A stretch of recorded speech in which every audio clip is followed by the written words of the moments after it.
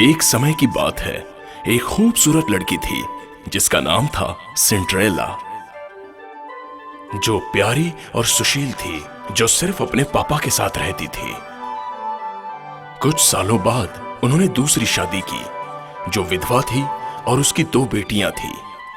जैसे ही उसके पिताजी का निधन हुआ, उसकी मां ने सिंड्रेला पर जुल्म करना शुरू कर दिया। मैं उससे नफरत करती हूँ। सारी अच्छी चीजें, कपड़े, जूते, लजीज खाना, आरामदायक बिस्तर, अच्छी सोच और ढेर सारा प्यार सिर्फ मेरी अपनी बेटियों के लिए है। उसे सिर्फ बचा कुचा खाना और चिंदी कपड़े पहनने के लिए दिए जाते थे। ओह मम्मी, आप मुझे छोड़कर क्यों चली गई? सुनो, सपने मत देखो, यहाँ आओ। जल्दी से बर्तन साफ करो। इस काम के बाद तुम्हें खाना भी बनाना है। उसे पूरे दिन परिश्रम करना पड़ता और दिन खत्म होने पर वो अपने कमरे में जाती, जहां पंछी और चूहे उससे मिलने आते। वही बस उसके दोस्त थे। सुनो सिंड्रेला, तुम अफसोस क्यों करती हो? खुश हो जाओ, तुम्हारे पास वो है जो तुम्हारे किसी भी बहन के पास नहीं है, और वो है खूबसूरती। सिंड्रेला के घर से कुछ ही मील दूर एक विशाल महल था। मंत्री जी, हमारे राजकुमार की शादी का वक्त आ गया है।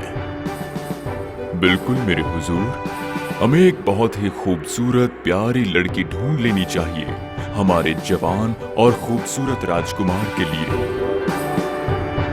बिल्कुल, एक जश्न की तैयारी की जाए। मैं चाहता हूँ तुम पास के सारे खूबसूरत कवारी लड़कियों को इस जश्न का न्योता भेजो।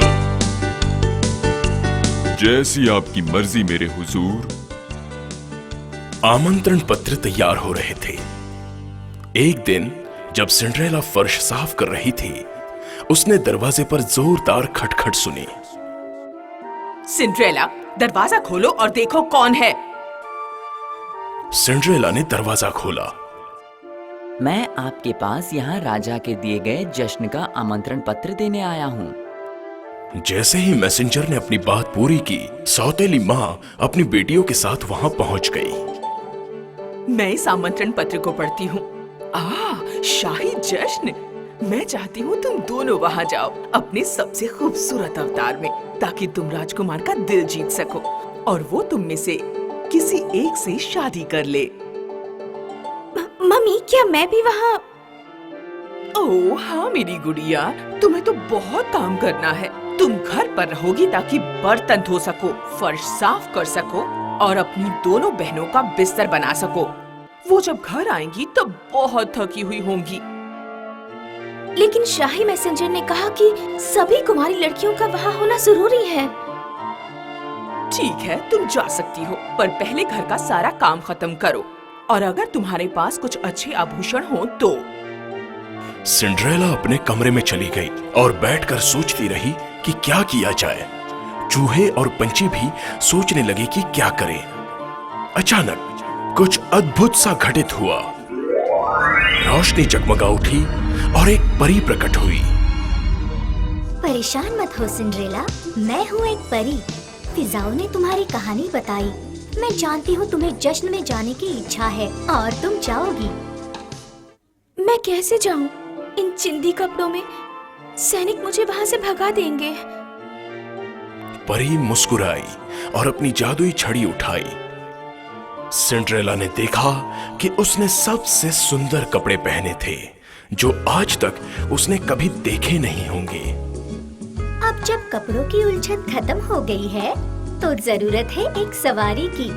कोई भी जश्न में पैदल नहीं जाता। जल्दी, तुम मुझे एक पंपकिन दो। ओह, जरूर, मैं अभी एक पंपकिन लेकर आती हूँ। जैसे ही सिंड्रेला बगीचे की ओर बढ़ी, परी उसके पीछे गई और चूहे और पंछी परी के पीछे गए।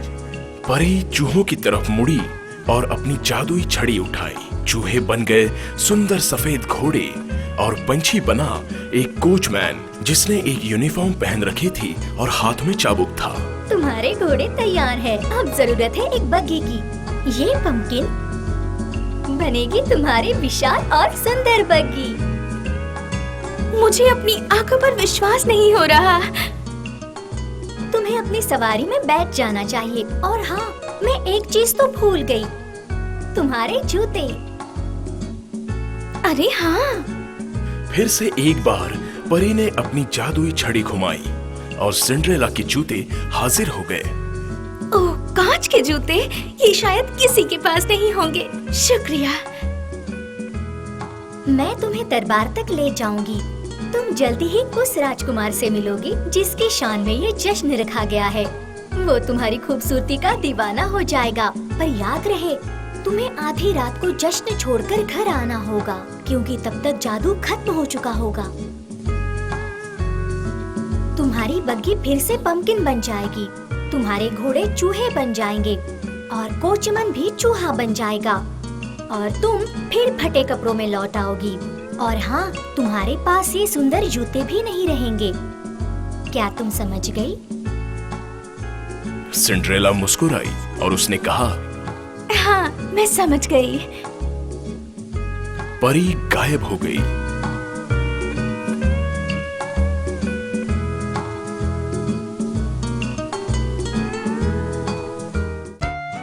जब सिंड्रेला दरबार में पहुंची, सबने उसे निहारा और दोनों बहनों को भी नहीं पता चला कि ये नई लड़की कौन है।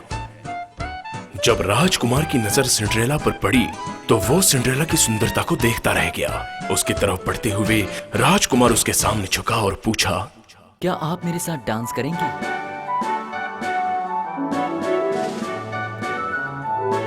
बाकी सभी कवारी लड़कियों को बड़ी ही निराशा हुई, क्योंकि पूरी शाम राजकुमार सिर्फ सिंड्रेला के साथ ही डांस करते रहे।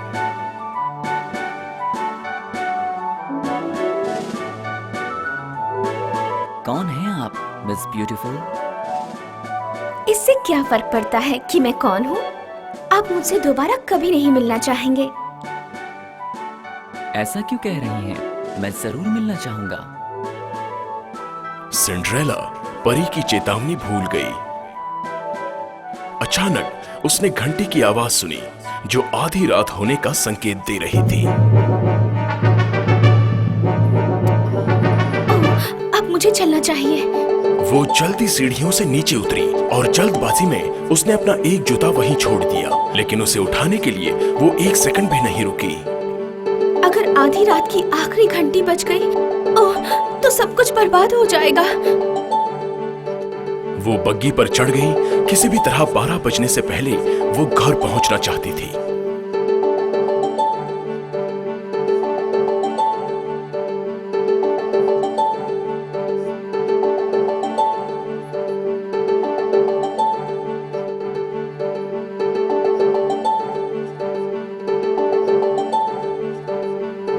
वहां राजकुमार दिलो जान से उससे प्यार करने लगा था।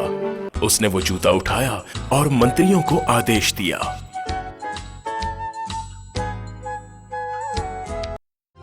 जाओ और उस लड़की को ढूंढ कर लाओ जिसके पैर में ये जूता फिट बैठता है। मुझे तब तक चैन नहीं मिलेगा जब तक मैं उसे ढूंढ नहीं लेता। फिक्र मत कीजिए, मैं सब संभाल लूंगा।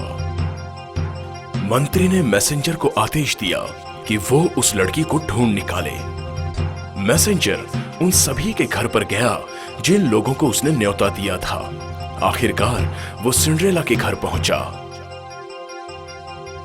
क्या आप अपनी बेटियों को बाहर बुलाएंगे ताकि हम चेक कर सकें?